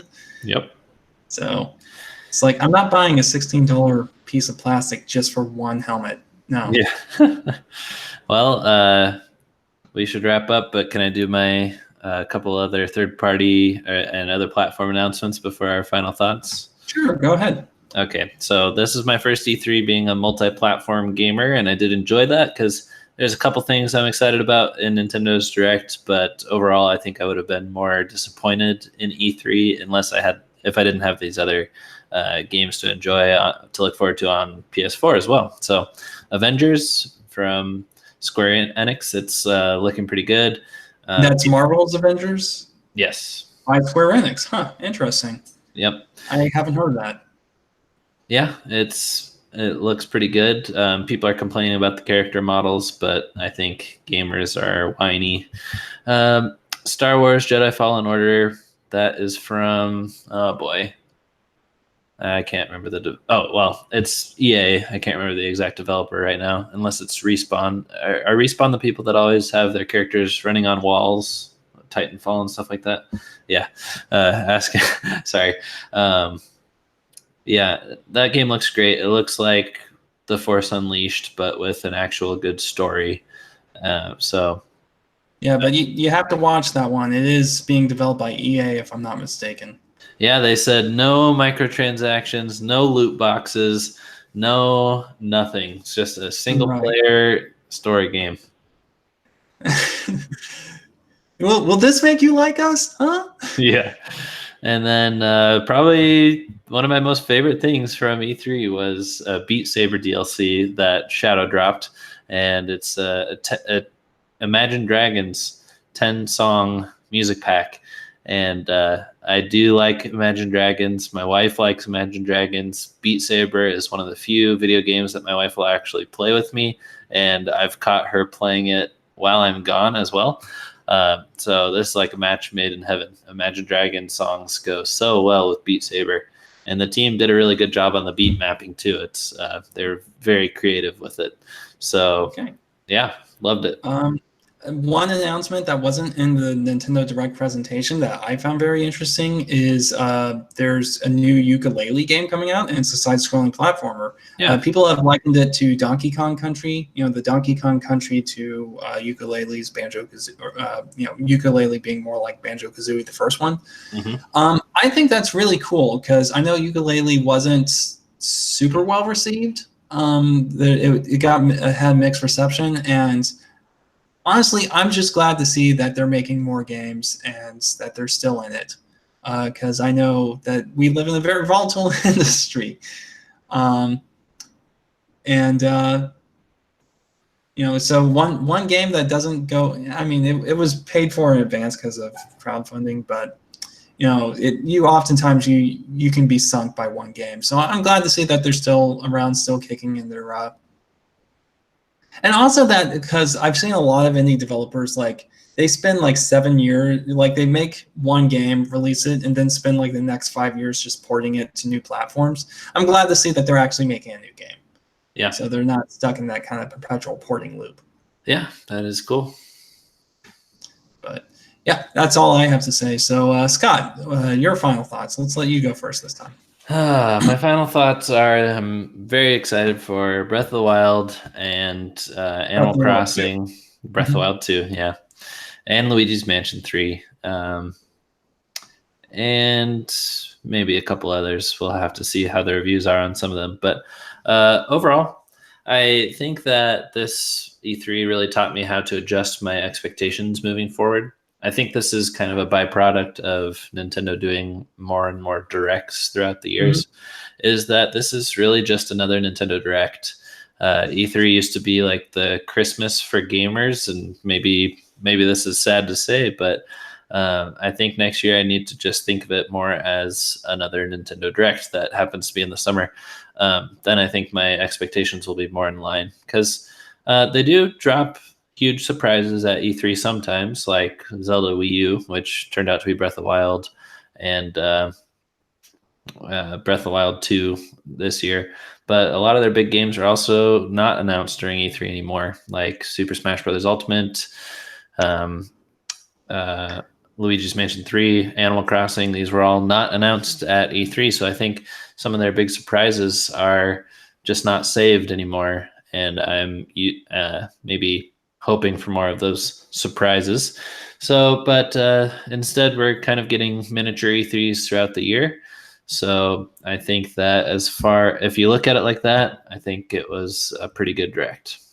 Yeah, I'm a little bit more positive on it. I think it was an excellent direct. I probably like A, maybe an A minus.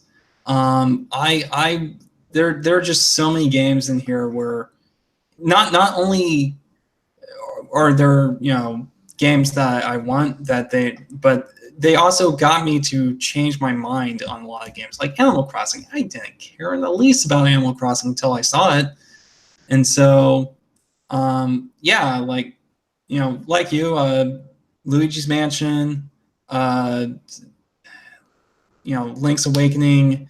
Mm-hmm. Gosh, there's so many things that I know I'm going to be getting. Animal Crossing, probably going to get that, and then there are a lot of more maybes than usual. And man, this was just a very rapid fire direct. Like there was just it was constant, because a lot of like Nintendo's E3s have been kind of padded out, I would say. Yeah, Like they didn't take too long on anything this time. this wasn't much longer than their usual showing, but there were so many more games in this one. It was just game after game after game, and I was kind of surprised because normally they have like one or two people between. They have someone talking between every 2 or 3 trailers, and they didn't have that. You'd go like 5 trailers, maybe 6 trailers before you saw a Nintendo rep talk about a game. Bless you, by the way. So there's just so much here. There's something for everyone. So even the games I'm not interested in, I can say, if I were a fan of that, I'd probably be really excited for this. Yeah. Yeah, so I thought it was great. I do kind of understand where you're coming from in that it does feel different from past E3s where it really does feel more like just a big Nintendo Direct with a little extra polish. Yep. But there is one thing I will say about that I actually really appreciate, and that's the fact that in past Nintendo Directs, I felt like really a lot of the trailers were teases. And it's like, I've complained about this in the past where I felt like Nintendo didn't respect my time because it's like, hey, here's a trailer. This exists. I'm not going to tell you what it is. I'm not going to tell you why you should care here in the Direct. But if you, spend 3 hours watching the Treehouse, then you can actually know more about this game and know what it is. And then, the Treehouse doesn't.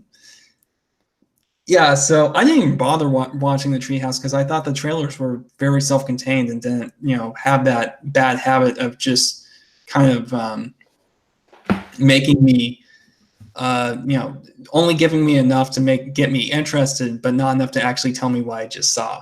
Yeah. Yep, I agree. So I'm glad that they got past that. So having the Treehouse, I think they did it the way that I suggested they did. Is hey, here's everything you need to know up front. But if you want to know more, like if you want to see actual gameplay of this, because a lot of these are cinematic, then you can stop by the Treehouse presentation, and we'll show you some what the games actually look like in normal play. Yep. I will say this probably would have been my favorite E3 of all time had Metroid Prime 4 not been delayed. I'm guessing it was in their pipeline to be the star of the show this year. Yeah, and I think, considering the fact that they didn't have their star attraction, because that's kind of how Nintendo's been doing it here of late, despite that they did very well. Because, I didn't really go in with very high expectations, which may be part of the reason why I was so impressed. Because they didn't really have a big hitter, but I think that almost because that allowed them to focus on so many different things and just here's a game, here's a game, here's a game. There's something for you. Maybe that actually ultimately worked out in their favor. Yeah. Because would you really want the trailer or it to be like 20 minutes of Metroid Prime 4 and then? Yes. I don't know. I think like maybe a 4-minute trailer, cinematic trailer, and then 4 minutes of like the devs talking about stuff and showing concept art. I might be able to deal with that, but man, Metroid is my mommy. Right. Okay. I don't even know how to parse that. Just pulling a Sakurai. I would like to shout out Nick Fernandez, Skippy Lucky, Crazy K, Sparkling Cyanide, and felt like there was at least one other person. Everyone, Aquatoad, everyone that came out tonight. You were punctual, you were professional, and you were something else that starts with a P. You were pretty engaged in the chat too. Yeah, pretty engaged. That's the P I'm word sorry I for. haven't had, there's just so much to cover. I haven't been able to keep an eye on that. Thank you, Scott, for engaging with them. Yeah, and thank you for outlining and making this happen. But yeah, I thought it was a good show. We have a lot of great games to look forward to. Maybe none of those like real heavy hitters like we have in past years, but that happens. That happens every now and then. Yep. And that's those are honestly kind of the most interesting years, because then you can have just a bunch of weird smaller games that don't get overshadowed by the big release. Yeah. Well, as far as Two Button Crew goes, what you guys can look forward to is in the near future, I will be posting a recording of our Comic-Con panel, which was a debate between me and Simeon. He was debating for retro Nintendo being better, and I was debating for modern Nintendo being better. The audience got to vote at the end, and I will leave it for you to watch the replay to see how that shook out. Don't spoil anything. I'm actually really interested in seeing that. All right. Well, I need to get off my Tushy and edit it. And then I'll do a premiere, which is like a cool way of scheduling a video where it's going to debut live and we can all watch it and chat along as it premieres. Yep. That is okay. So I guess they didn't do this because they were doing the Treehouse live stream, but Nintendo really needs to take advantage of the premiere option, because all of their directs are done live streamed instead of premiered. It's like, it just seems like premiered, because the way you do that is you upload it and then you set a time for it to release, and it handles all the hard work for you, right? It's not actually live streaming. I just think that you could circumvent so many potential technical issues doing that. You could. Maybe they think that they don't want it on YouTube server or something. Possibly. I could understand that. I don't really trust Google that much either. But we switched over to using Bing as my search engine. So okay, well, enjoy your rewards. Mm-hmm. I will. I'm setting up for a $1.25 gift card. Google, we don't trust you, but thank you for hosting this live stream and making a cool Hangouts platform for us to use. Mm-hmm. And thank you for always surfacing our videos so well in the YouTube algorithm. Yep. But anyway, thank you everyone for watching. Have a good night, and I have fun playing some awesome games coming out here in the near future. Yes. All right, sounds good. Thank you, Glenn. Have a good night yourself. Thanks. Bye.